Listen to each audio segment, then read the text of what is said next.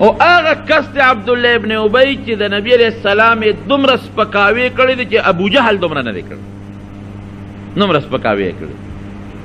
د پیغمبر علیہ السلام خلاف پراپیګنډ کول د بیبیانو خلاف پراپیګنډ کول دومره نبی علیہ السلام خپه کړی دی چې په زندګۍ کې ما درته ووی ابو جهل او عتبه او شیبه به هم دومره نبی علیہ السلام نی خپه کړی لکه ده چې خپه کړی. یو ځل نبی علیہ السلام چې مدینه منورې ته راغی یو صحابي تپوس ته حضرت سعد رضی الله عنه نو په لاره د عبدالله ابن ابی او سره ګڼ ملګري ناستو انصار مو مهاجرین مو چې پیغمبر علیہ السلام په څاروي باندې سور هغه څاروي دوړې کولې نو داسې د پودې ته رومالونه و د نفرت په نظر یې داسې مخبل طرف ته واړه وی په موږ دوړې مه راولې پوره نفرت یې وکړه د نبي علیہ السلام مبارک. نبی علیہ السلام کوز شو او دلی د اسلام دعوت ورکړه د قرآن حکیم آیات یې ورته وویل او ورته څه وایي ای وروره وی که دا خبرې دې رښتونې که نه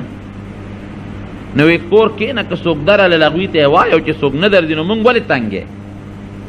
مونږ زمونږ په مجلس کې مونږ ولې په عذابې مونږ تنګې زه نن وخته کور کښېنه کور به خلک درځي هلته یې ورته وروه تاسې ګوره سپک لفظ استعمال. یو صحابي پاسېد په دا مجلس کې ناست و هغه وی نه د الله رسوله مونږ ته دلته وایه بال کافر پاسې دوی نه دلته به نه وی جګړه جوړه شو پیغمبر علیہ السلام خلک په قلار کړل او بیا لاړه هغه صحابي ته یې ګیله وکړه وی ګوره عبدالله ابن ابی دا چل وکړه وی خیر د الله رسوله وی دې مونږ مشرکه و تاج هم ورپسې راو د مشرۍ پټکې مو ته تړه ته رالې تا له خدای پیغمبري درکړه مونږ ټول ستا ملګري شو دا ځکه خدای والې غصه دی د نه مشري لاړه نو چې دې کله مړ شو دا مردار نو د مرګ نه مخکې وصیت وکړه زوی ته یې وی لاړ شه نبي علیہ السلام ته زما یو وصیت وروه چې یو به نبي علیہ السلام خپل کمیس ماله راکړي چې دی واچو او دویم جنازه به راباندې کوي نبی کریم صلی الله علیه وسلم خپل کمیس وویسته او زر یې وله ورولېږي ورشه دا وله ورکړه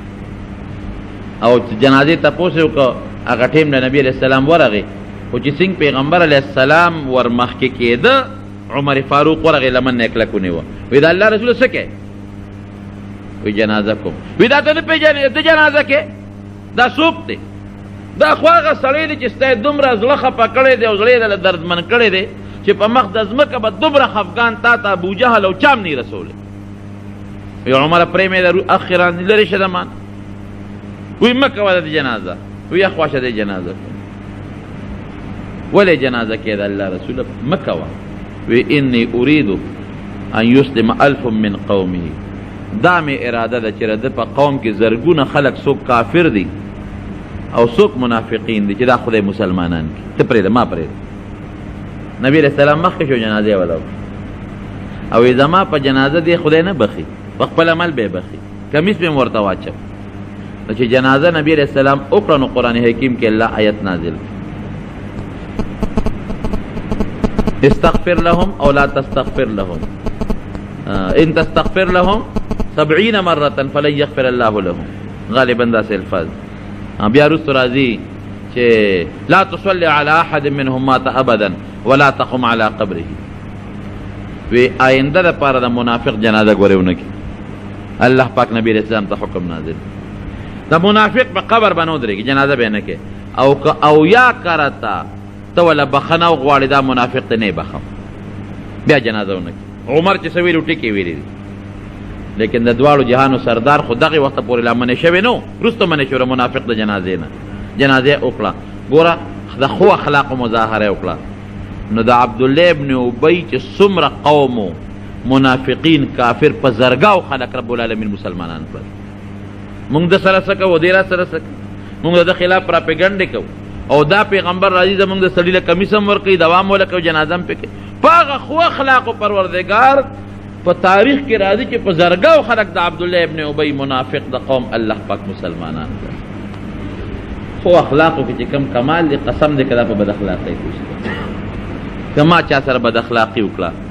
نو ټیک ته هغه لږ ساعت کې خو به زه ځان ته لوی ووایم او زما بړۍ به راشي خو وروسته به څه کوم ځان له مې غم جوړ کړم خلک به راپسې بد وایي نو وروڼو جګړې به نه کوې یو بل سره که څوک در سره زیاتې کوي خدای ته سپاره ګنې بخې ته ګوره که یو سړی تاله سپېړه درکړي او تام ته سپیړه وستا بدل د اخلاص شو او که الله ته دې وسپاره نو ستا سپیړه بسې دې د الله سپیړه ته پرېږده چې خدای ته خپله سپیړه وباسي که ښه ورسره کوې نو بدل دی والا که بد ورسره کوې نو د الله سپیړه ته پرېږده یعنې مسلمان ورور دی ویې چغلي غیبت جګړې د مشر بې قدري کشر سره بد سلوکي دې نه به ځان ساتي دا مې دې پورې دا نن تحقیق د اخلاقو درته وکړو چې بیا د مشرف دا سر خوړلي وټونه راغله کور په کور بیا دشمنی جوړه په ګاونډ کې او په کور خلک وټونو ته ولاړ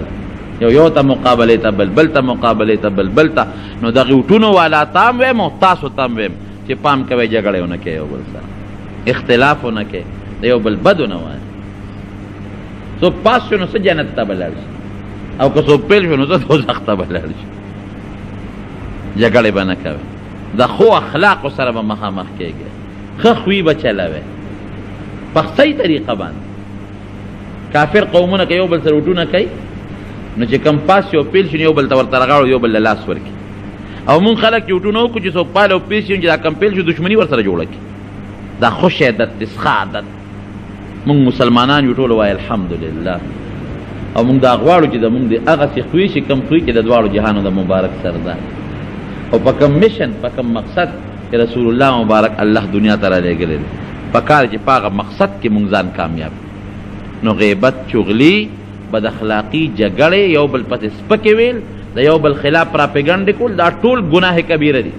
غټ غټ ګناهونه دي الله دې موږ د دې ګناهونو نه په حفاظت وساتي دعا وکړئ یا الله موږ کې ښکلي اخلاق پیدا کړي